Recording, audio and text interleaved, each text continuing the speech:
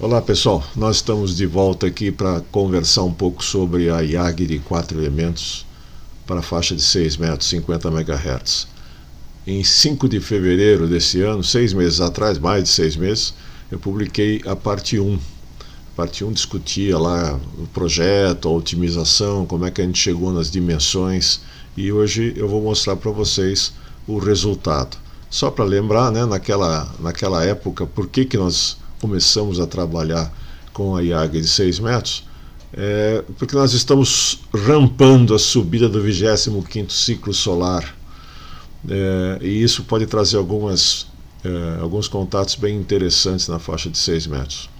Todo verão, lá para os meses de setembro, outubro, novembro, até janeiro, a gente tem aqui um efeito especial de propagação em 6 metros que é chamado de Sporadic E esporádica, propagação na camada E da ionosfera de forma esporádica. São bolhas de ionização que acontecem e elas permitem alguns contatos bem interessantes. Normalmente aqui na nossa latitude, aqui em São Paulo, 23 graus do paralelo de 23, né?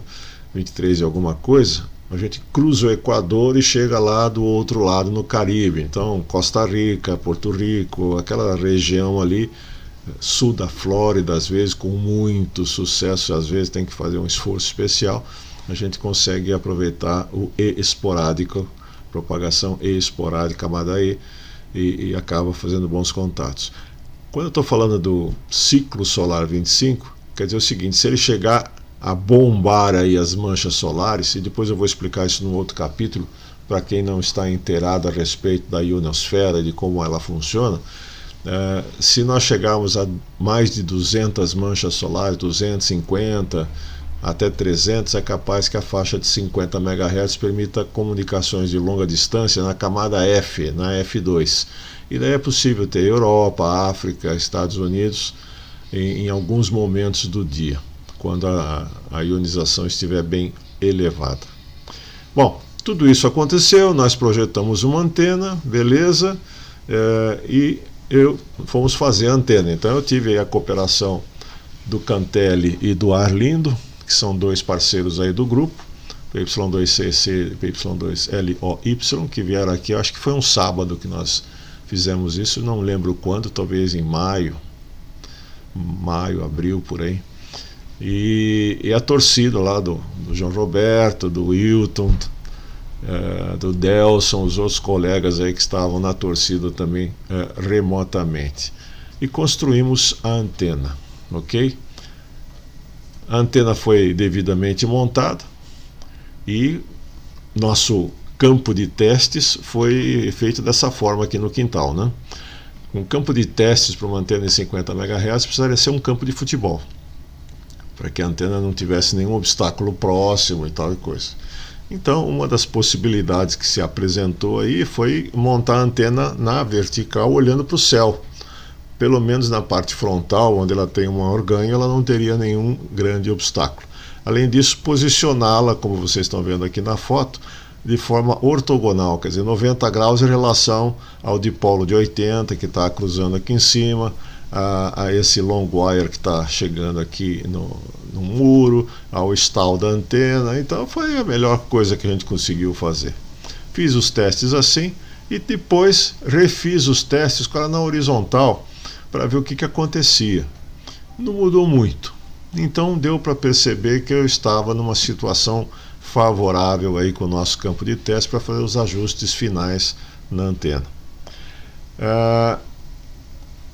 Primeiro resultado, ainda usando o meu VNA, o Vector Network Analyzer, analisador de redes vetorial antigo, que é da Array Solution, muito bom, muito bacana. Eles têm algumas funcionalidades boas e tem outras que não tem, né? Então, mas os primeiros resultados foram assim decepcionantes. Se vocês derem uma olhada lá na parte 1, vocês vão ver que a simulação ficou muito bacana. Vamos ter resultados espetaculares. Só que na hora de medir a antena, a impedância que devia dar 200 ohms, que eu estava esperando que era o dipolo dobrado, dobrava a impedância, multiplicava por 4, né? A impedância, então de 50 iria para 200, para que eu pudesse usar um balão 4 para 1 para ligar o cabo coaxial, e a impedância a seco no dipolo deu 18 ohms, o que dava uma taxa de onda estacionária então de 2,7 por 1 na frequência de ressonância. E a frequência de ressonância também veio aqui para baixo, em vez de 50 MHz e um pouquinho, 50.2, 50.1, que era o meu objetivo, veio para 47 alguma coisa, praticamente 10% mais para baixo a ressonância. Deu tudo errado. Foi a primeira vez que eu tive um problema assim decepcionante com o MM-ANA. O simulador sempre me deu bons resultados entre a teoria, entre a simulação e a prática. Ainda estou para descobrir o que aconteceu. Mas daí, ok, abandonei o simulador e vamos trabalhar na antena, né? Daí comecei a lidar com a antena, mexer com posição do dipolo em relação aos outros elementos, ajuste dos diretores, ajuste do refletor, e descobri algumas coisas interessantes. O refletor pouco incomoda a antena. Ele está lá entre 5% e 10% maior do que o tamanho do dipolo, e eu mexi nele, não mexeu grande coisa. A posição do dipolo no meio entre o refletor e o primeiro diretor, isso sim, isso deu uma alteração boa, e foi a primeira coisa. Eu afastei o dipolo mais para trás, vocês vão ver depois as dimensões, e a impedância subiu de 18 ohms para 50. Eu já fiquei satisfeito, eu disse, ok, não vou chegar em 200, mas se pelo menos eu chegar em 50 ohms, já estou satisfeito. Então eu trouxe o dipolo para trás, e ele se aproximou dos 50 ohms, eu fiquei feliz da vida. Daí fiquei brincando com os elementos para ajustar a ressonância, a sintonia. O que é a sintonia? A antena, a parte reativa da impedância não pode nem ser capacitiva nem indutiva, ela tem que ser zero. A resistiva tem que ser 50 ohms e a reativa tem que ser zero. Então eu fiquei brincando com os elementos. Aí descobri outra coisa. Como em qualquer lugar, quem manda no negócio é o diretor, não tem jeito. Então, se vocês forem ajustar a antena, cuidado com os diretores, eles mandam, tá? Então, eu coloquei duas extensões, né, nas pontas dos diretores, com um tubo mais fino dentro do tubo mais grosso, para poder fazer a sintonia fina dos elementos. Não mexi na distância. A única distância entre elementos que eu mexi foi o dipolo, que eu trouxe ele para trás e cheguei perto dos 50 ohms, mas aí eu precisava trazer na frequência certa, ajustar a impedância e tal, e fiquei brincando com isso, eu diria uns 3 fins de semana. Não é uma tarefa simples, porque são muitas variáveis que você vai juntar, e cada vez que você vai mexer na antena, você tem que montar o setup, colocar a antena no lugar, colocar o VNA. Esse daqui é o Nano VNA, aquele que você compra Xing Ling ali na AliExpress, né? Quando você liga no aplicativo que ele tem para o PC, para o Windows, ele fica muito legal. Tem muitas ferramentas interessantes e vocês vão ver algumas aqui que eu utilizei, tá? Muito bem. Depois dessas 3 semanas, vai chegando, a gente perde muito tempo para montar o setup, calibrar o VNA, calibrar o cabo, colocar a antena no lugar e começar efetivamente a fazer os ajustes, né? E então consegui bons resultados na antena naquela situação do teste de campo, lá no campo de teste, que foi uma taxa de onda estacionária em 1,026 por 1, muito boa, em 50,375. Vocês podem ver aqui os resultados dos marcadores, marcador 1, 2 e 3. Isso não só aqui foi bacana, né?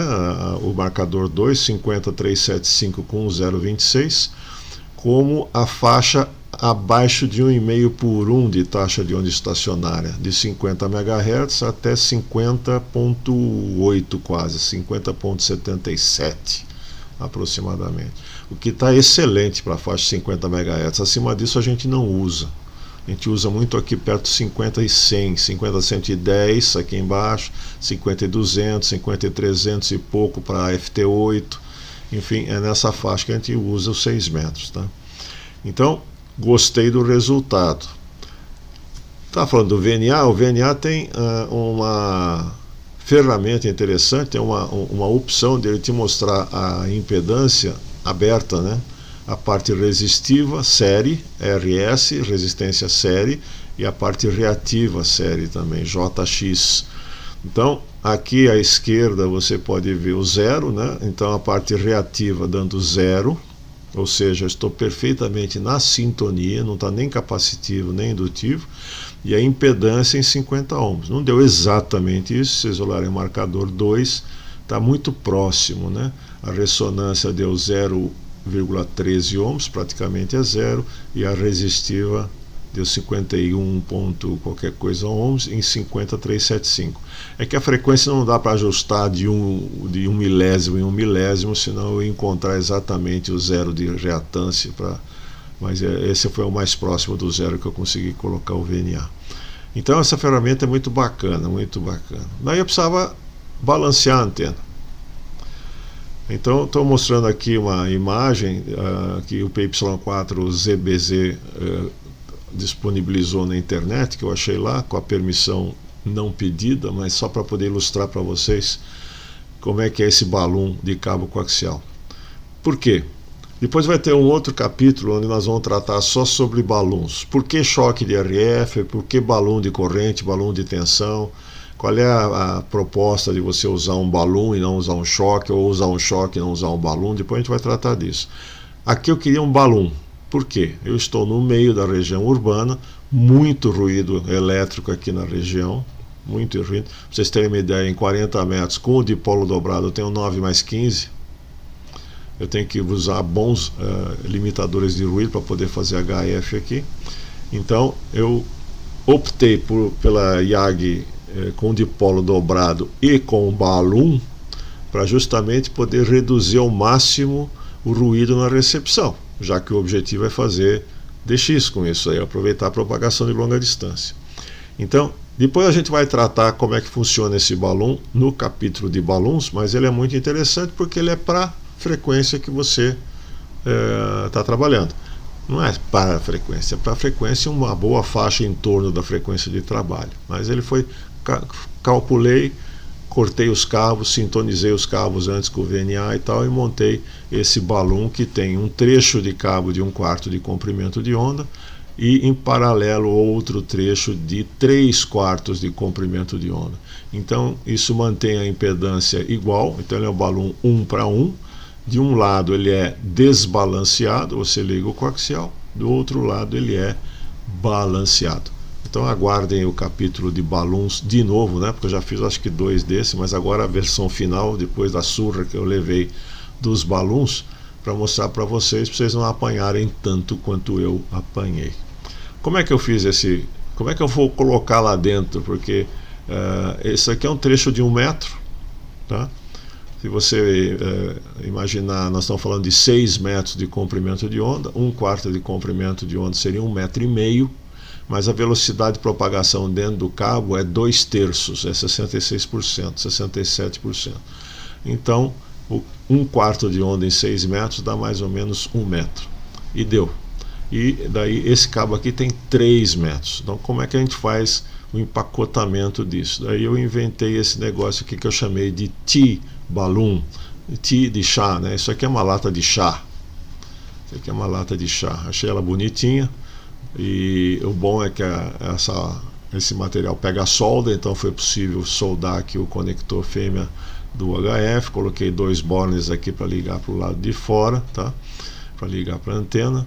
E então tirei aí a etiqueta, passei uma tinta nela depois aí para ajudar a não enferrujar muito.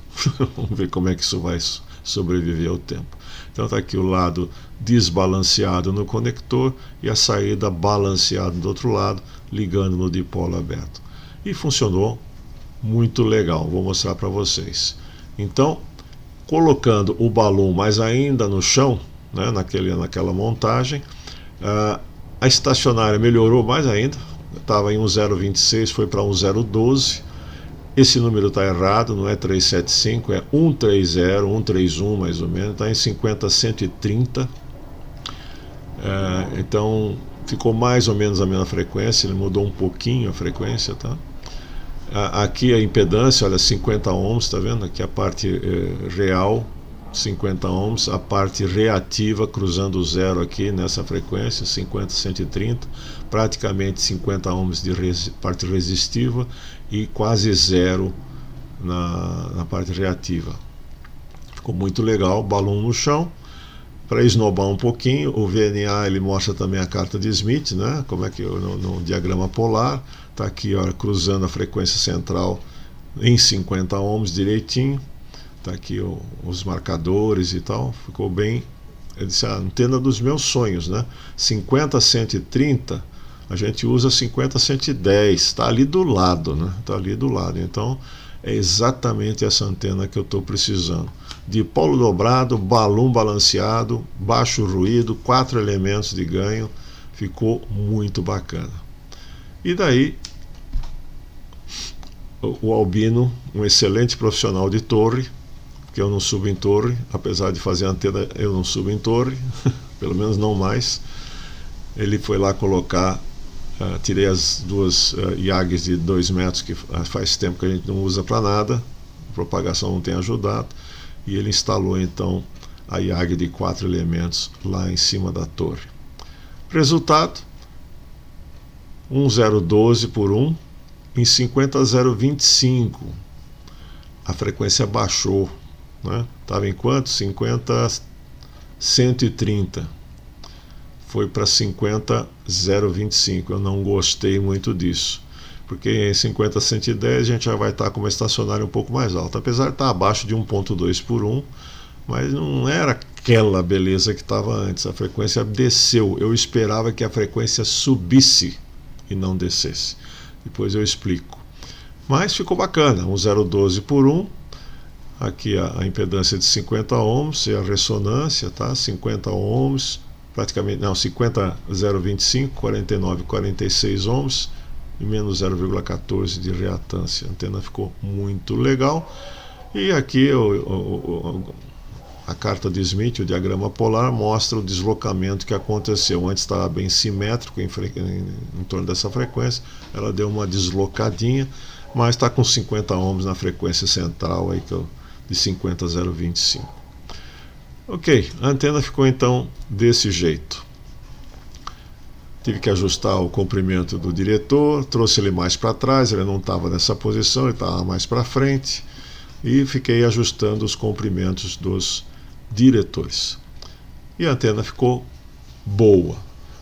Por que ela baixou de frequência? O esperado era que ela subisse de frequência, porque quando você leva ela lá para cima na torre, ela se livra de todos os obstáculos próximos, que normalmente carregam capacitivamente a antena, e a frequência de ressonância dela desce quando ela está aqui no chão. Daí quando você põe lá em cima, ela sobe um pouco de frequência. Isso é natural. Agora, não aconteceu. Por que não aconteceu? Eu fiquei pensando, que antena esquisita essa, já me deu um tombo na hora que eu trouxe do simulador para a prática. E agora, em vez dela subir de frequência, ela desce. Por quê? Por causa disso aqui, eu acho, olha. Ela arrumou uma vizinha grandona lá em cima. A 1,20 m, 1,30 m de distância, mais ou menos. Não mais, né? Porque o Albino aqui deve ter 1,70 m, ele está esticando o braço, ele deve ter quase 2 metros de distância aqui. Apesar de a 3DX3 que está aqui embaixo, ela não ter nenhum elemento em ressonância harmônica com os 50 MHz da antena de 4 elementos, é uma massa metálica substancial que está aqui embaixo. E que não tinha isso quando ela estava no chão, né? Então, eu quero crer que uma explicação para essa descida de frequência seja essa massa da antena. Então, para quem quiser aproveitar eventualmente o 25º ciclo solar, que acontece agora na virada 24 para 25, primeiro semestre de 2025, aproveitando também o nosso verão aí, final de ano de 24, com a esporádica e lá para frente com a F2, é uma boa dica. Como já falei na parte 1, fazer uma antena muito maior do que 4 elementos, o incremento de ganho é da ordem de 1 dB por elemento a mais, e ela fica muito grande. muita massa, muito material, muita resistência ao vento. Então você tem um ganho razoável, saindo de 3 elementos para 4 elementos, mas para cima disso, tem um ganho, mas a complexidade, o custo, tudo isso daí aumenta e não aumenta tanto assim o ganho. E depois vocês têm que lembrar que cada unidade S corresponde a 3 dBs. E para você conseguir 3 dBs a mais numa antena, você vai ter que pôr mais uns 4 elementos nela. Vai ter que pôr mais uns 8. Chegar a 8, 9 elementos para conseguir 3 dBs a mais, que dá 1 S. Não, dá meio S. Metade de uma unidade S na recepção e na transmissão. Então, a gente tem que ponderar todas essas coisas. Ok? Muito bem, gente. Muito obrigado pela atenção. Nos próximos capítulos nós vamos conversar um pouco sobre a surra que eu levei dos balões para HF e para VHF, aqui para 50 MHz, já é quase VHF. E depois vamos conversar um pouco sobre ionosfera e como é que a gente aproveita para surfar no 25º ciclo solar. Até mais.